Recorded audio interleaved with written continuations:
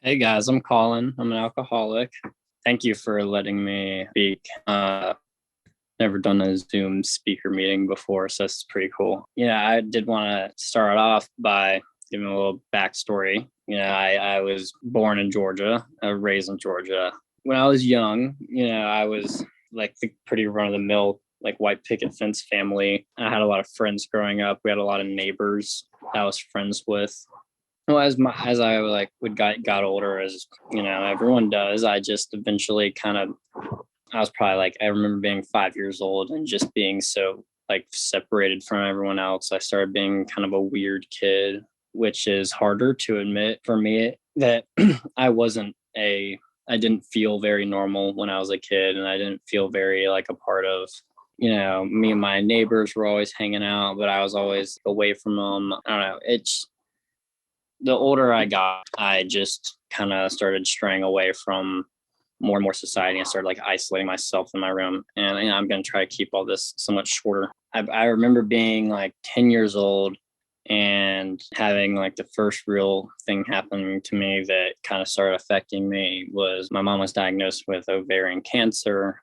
She went through chemo and all that. And my dad was he was always a heavy drinker when I was a kid.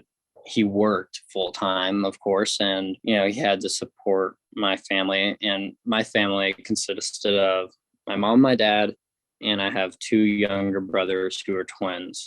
They're 4 years younger than me. So when I was 10, my brothers they were like 6 years old. So my dad being working full time, my mom, who is in and out of the hospital, has cancer. It was really hard on our family. And being so young, I couldn't really help that much at all.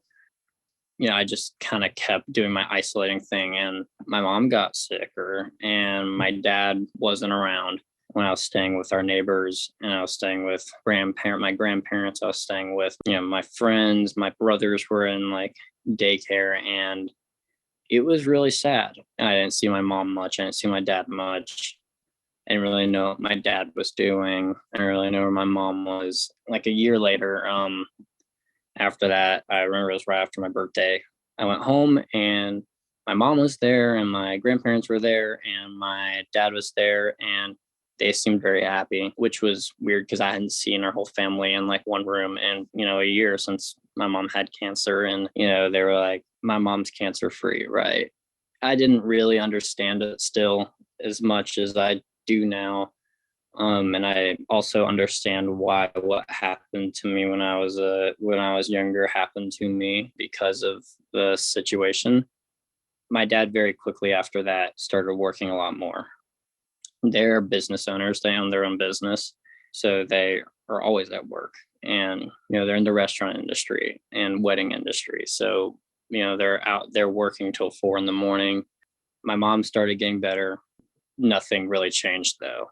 I was still staying with my friends and family, and I was still not really around my family that much. And finally, my mom kind of stepped away from work and decided to take care of me and my brothers more when she got more healthy and in better shape. So I started hanging out with my mom a lot, and I became very close with my mom, and I became very distant from my dad. And I didn't see my dad for weeks at a time at this point. And I didn't really understand why. My family was just in and out. My dad was in and out. I was very confused about it. And I would ask about it, and I'd be like, "Where is dad?" And my mom would just kind of blow it off and tell me not to worry about it. 6 months goes by this, and my mom got a call in. It was like, "Dad's been in a car wreck." And we went to the hospital, and he had gotten a DUI. He flipped his car over a barrier and it landed on its top. He was pretty fucked up too. He messed him up pretty good. That was kind of the point where I was still so young that I didn't understand what was happening, but I was still very beyond knowing what to do. My dad went to jail. My dad got out of jail after a little, I think it was just a few days, and my mom kicked him out of the house, which was a very interesting thing because they worked together. So my mom didn't go to work. My dad was still paying for like the house. I don't really know where he was staying. I know he was sleeping at work a lot of the times, or I still don't know. Over time, my dad kind of weaseled his way back in his house. And like the reoccurring thing with my dad, and he's actually a big part of my story and a lot of the ways have felt about the world in the past because of my dad. And he's kind of like a cockroach. He kind of like just weasels his way back in and just somehow ends up back in the picture. I think another probably a year goes by. I'm 12, 13 years old. I'm think like eighth grade. It was the summer before eighth grade. I remember I was at my friend's lake house.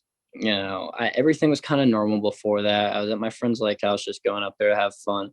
And long story short, there was alcohol in the fridge downstairs where we were staying. And we were like, let's like drink it. And, we drank a bit, didn't really like it that much, but we were like, we're still going to do it. And the next night after, we drank more of it.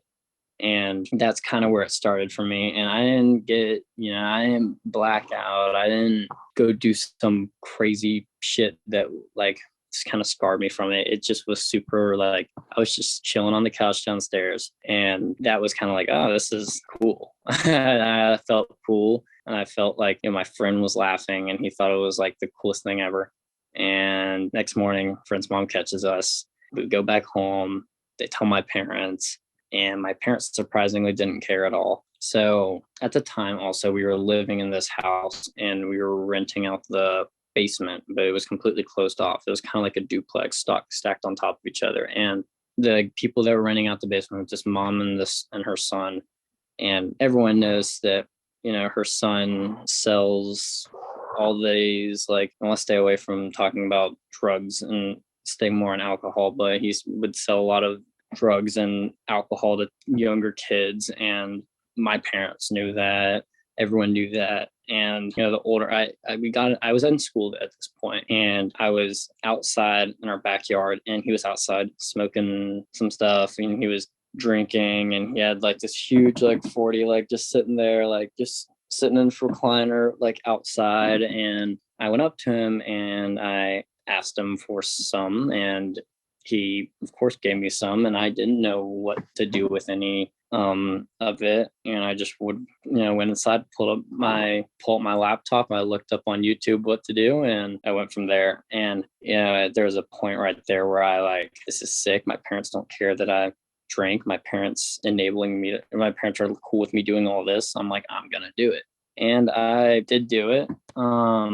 Fast forward more, I got caught many times, went to plenty of rehabs and institutions, and when I got sent out to the woods. And finally I found this place that worked, and then I got involved with this place, and there was a bunch of young people, and I got sober in it. I got pretty far down the hole at this point in like a few years. It was really just sad and depressing, and these like young people in AA and really just kind of brought me out of it. And I left this treatment facility, and I started going to meetings like full time all the time, and I didn't really have this rehab or whatever to go to. And I was looking for kind of a place to really be of service, and I found a new sponsor, and he recommended GCYPAA. He was like, hey, we're starting to do this thing this year. He was like, you should come to this meeting tonight. And I was like, okay, cool. I was just looking for places to be of service. And I walked in this meeting in some girl's basement. And all right, they're like, what do you want to do? And I volunteered, picked up a service position. That was pretty cool. I was like getting really involved with young people, started meeting a lot of young people, and I started able to sponsor a lot more young people. And I don't know, I was going through a really rough time right there after leaving a treatment center and going, having to make new friends and all that. And that really helped me out a lot and like saved me, because I didn't expect to like make it out of that point. GCYPAA for me has been really cool. And we get a hold the conference this year, and that's in December. If anyone can make it, y'all should totally come. It's going to be a lot of fun, and we're really excited to do it. No, this was a lot shorter than I thought. It went by a lot faster, but I did want to thank y'all for letting me come and talk about a little bit of my story, and thank you.